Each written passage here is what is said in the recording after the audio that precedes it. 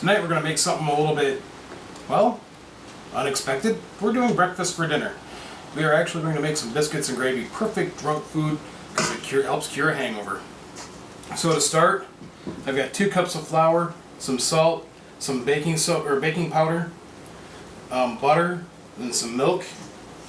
And what I'm going to do first, I'm going to sift the flour, salt, and baking powder together. It'll help get the ingredients to actually mix better. I'm going to do it a couple times, just like this.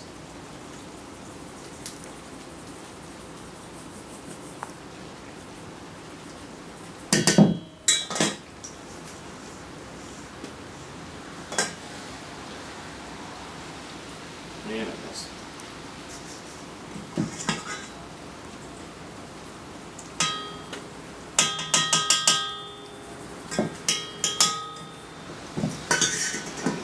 Last one right here. You don't necessarily have to do this, but it does help everything to get distributed a little bit nicer. And from here I'm going to cut the fat into our dry ingredients. All this before we actually add the wet ingredients. Pastry cutter. Here we drop in some fat. Now I like to use butter, mainly because I like the flavor, but also because it may be unsaturated fat, but there is no hydrogenated oils in it. I try to avoid that as much chemical processing as possible, especially in things like that. And you get the real thing when you actually use butter. Okay, we're at roughly about pea-sized pieces. That's how the fat has actually worked itself in. So what we're going to do now is we have a fork, and a little bit at a time, we're going to start working that into the flour.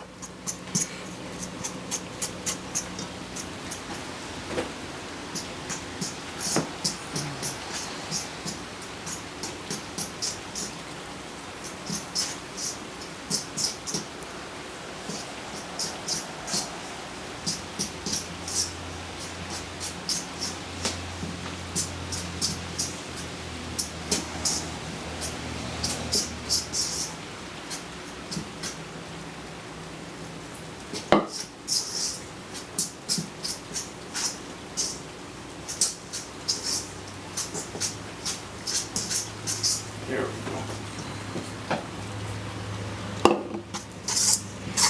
Try and get everything on the edges picked up into this. Yeah. Yeah. We will come to lightly flour our workspace. Like so. Break this puppy out. The main thing we're trying to do, we don't want to develop gluten with this, but we do want it to all come together. So we're not going to work it too much, but we do want to form a good mass with it. Get everything in there right. Don't want to lose much.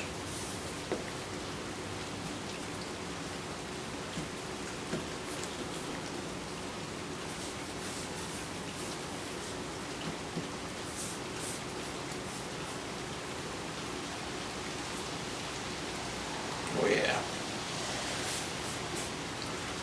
That right there is about as much as I'm going to really work it right now. So I'm going to flour it again a little bit. Flour it around here. Here. I'm going to roll it out a little bit.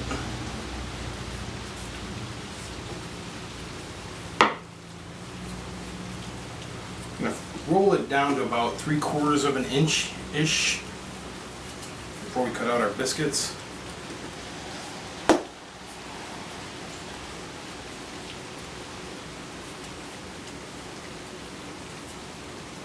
Easy. Just about right where I want it. Right now. About right there. Take this. That's going to be our biscuit shape right there.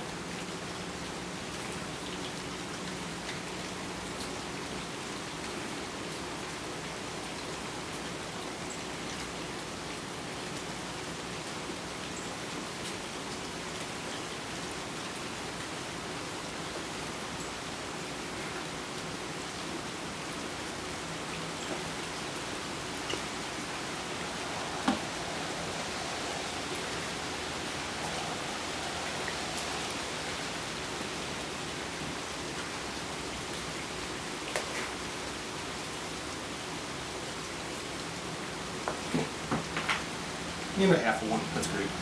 Now, if you really want to, you could roll out this dough again. It's going to be a little bit tougher. I try not to waste too much. You just kind of gently roll it out again.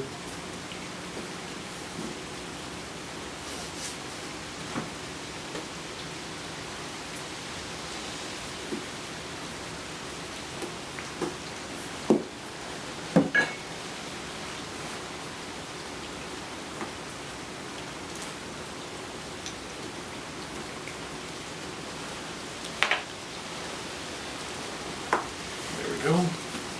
That's really not enough to keep.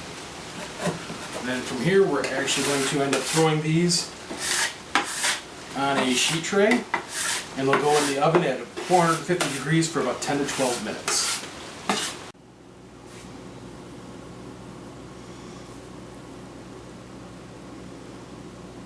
Okay, now we're on the second part. We're going to make the sausage gravy, but we're not actually making sausage gravy. I'm going to be using crumbled bacon, and I'm going to use soy milk. It's going to be a little bit different.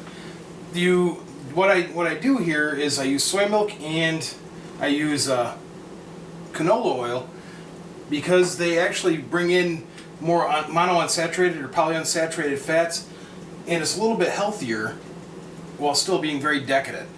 The other thing I found with the soy milk, it actually has a sweeter flavor than cow milk, so it actually makes a sweeter white gravy than you would get if you were making a traditional sausage gravy.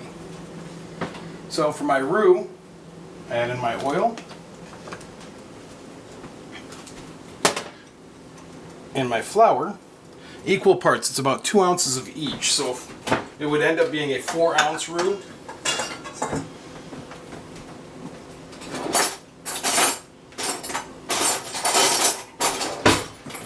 That I'll work around. And this is going to make a blonde roux.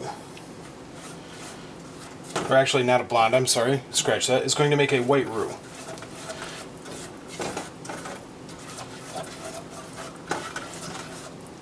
Want to get this hot, we want to cook it.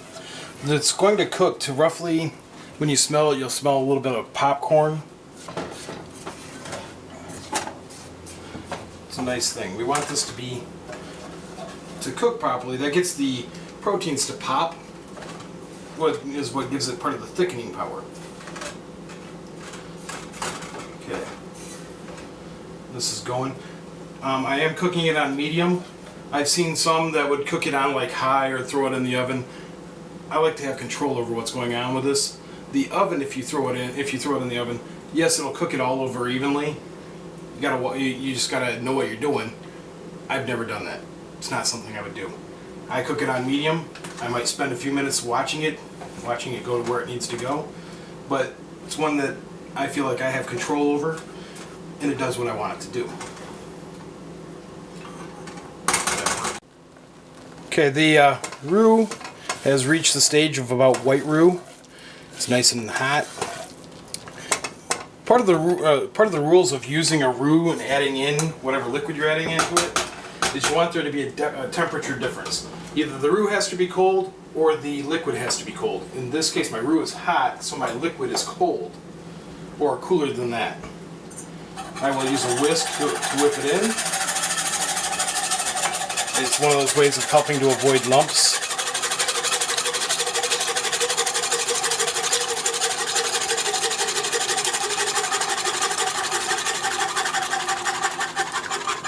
There we go.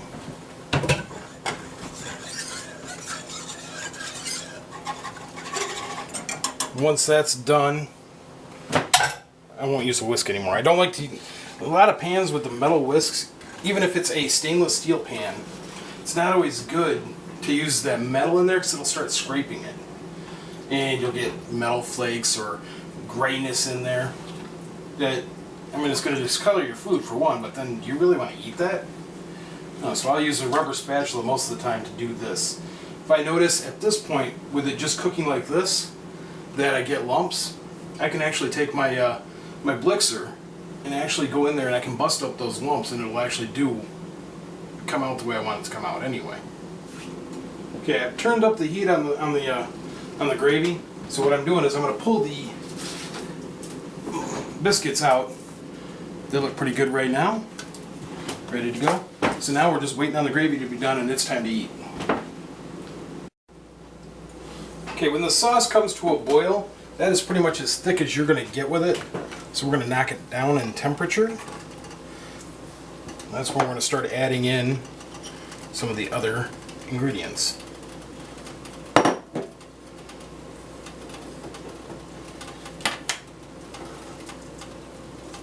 Salt.